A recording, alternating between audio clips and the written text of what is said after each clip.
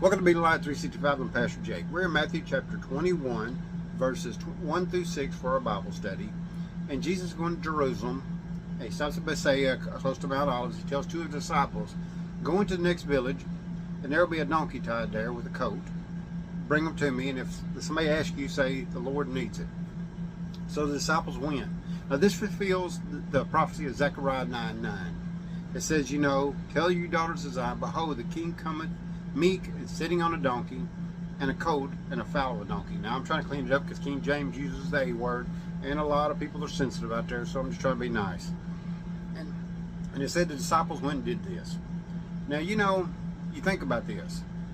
God told you to do something that you might think, wait a minute, God, I don't know if I can do that. I don't know if I could, if God had told me, go over and say, I need this car, and tell a person, well, when they asked about it, well, God needs it. What would people think? First thing in my mind is they think I'm crazy.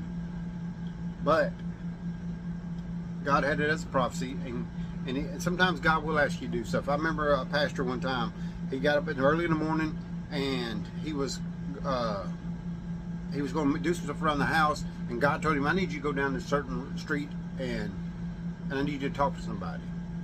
He said, God, I'm broke. He said, my car is empty. You knew this. I come home last night. It was on E. He said he reached in his pockets. He said, God, I have no money. A little bit later on, he was doing something. God said, hey, I need you to go down to this road and talk to these people. He said, look, God, I done told you I'm broke. I don't have no way to get no money. A little bit later, God said the same thing to him. Eventually he said, look, God, and he pulled in the thing and he pulled up, and money fell out of it.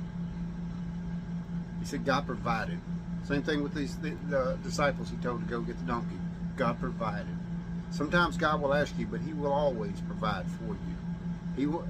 Actually, the pastor went down to the street, and he met some great people that were looking for God. And that's what sometimes we're there for. Sometimes God pushes us to do something out of our comfort zone.